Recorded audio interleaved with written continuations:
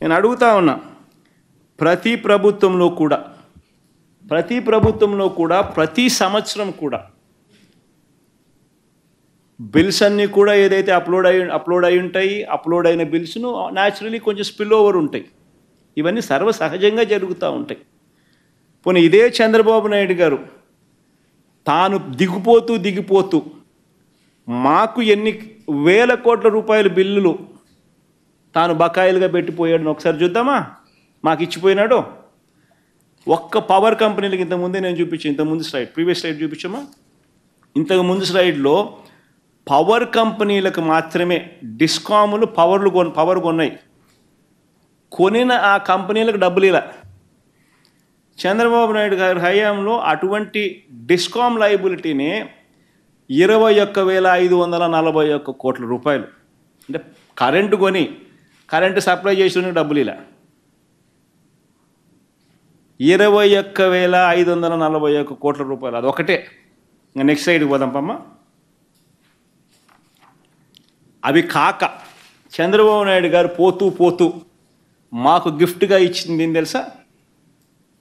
ఇన్ని లయబిలిటీస్ 42,183 కోట్ల రూపాయలు లయబిలిటీస్ మాకు ఇచ్చిపోయినాడు. బకాయిలు పెట్టిపోయినాడు. మేం కట్టినాం.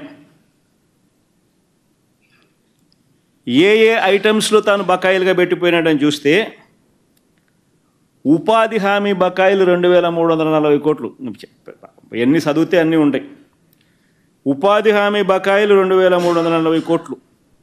ఉద్యోగులకు ఇవ్వాల్సిన 2 డిఏలు బకాయిలు పెట్టాడు.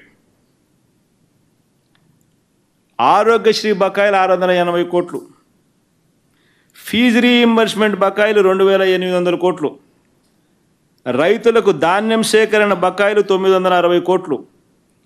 విత్తన బకాయిలు 384 కోట్లు. క్రాప్ ఇన్సూరెన్స్ బకాయిలు 500 కోట్లు. చివరకు పిల్లలకు మధ్యాహ్న భోజనం వండే ఆయాలకు కూడా బకాయిలు. పిల్లలకి ఇచ్చే కోడిగుడ్లు అమౌంట్ కూడా బకాయిలు. ఒకసారి గమనిస్తే చంద్రబాబు నాయుడు గారు బకాయిలు పెట్టినవన్నీ ఎక్కడెక్కడ ఏమేమి పెట్టినాడని చెప్పి ఒకసారి చూసుకుంటా పోతూ ఉంటే ఏకంగా 42,183 కోట్ల రూపాయలు చంద్రబాబు నాయుడు మాకు గిఫ్ట్గా బకాయిలు పెట్టి మాకు ఇచ్చిపోయినాడు. నేను ఎందుకు చెప్తా ఉన్నాను అని అంటే, ఏ ప్రభుత్వంలో అయినా కూడా చంద్రబాబు నాయుడు గారు పెట్టినంత బకాయిలు బహుశా ఉండవేమో, కానీ ఈ స్థాయిలో ఉండవు. ఎవరైనా కూడా ఈ స్థాయిలో బకాయిలు పెట్టరు.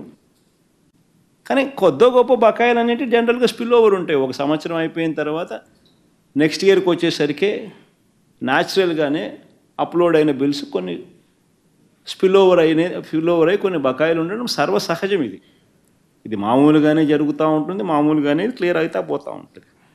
కానీ దీన్ని ఏదో చంద్రబాబు నాయుడు వక్రీకరించి, ఎందుకంటే ఆయన నెంబర్స్ అప్డేట్ కావాలి.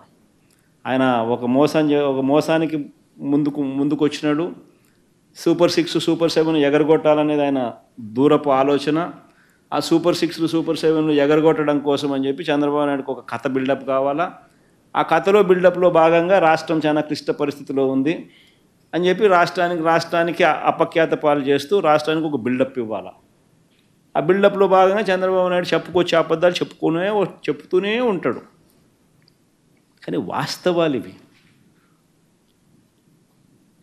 ఇటువంటి అన్నీ కూడా వాస్తవాలు ఉన్నా కూడా చంద్రబాబు నాయుడు గారు ఒక పద్ధతి ప్రకారము ఎన్నికల వేళ తాను చెప్పిన హామీలను నెరవేర్చకుండా ఉండడం కోసం అబద్ధాలకు రెక్కలు కట్టి ఏ రకంగా చంద్రబాబు నాయుడు గారు ఆర్గనైజ్డ్ క్రైమ్ చేస్తూ ఉన్నాడు, అందులో భాగస్వాములు వీళ్ళంతా ఎవరెవరు ఉన్నారు అన్నది మీ అందరికీ కూడా క్లుప్తంగా కూడా చెప్పుకొచ్చిన బాగానే అర్థమైంది అనుకుంటా. అందరికీ కూడా సుదీర్ఘంగా వివరణ ఇచ్చిన.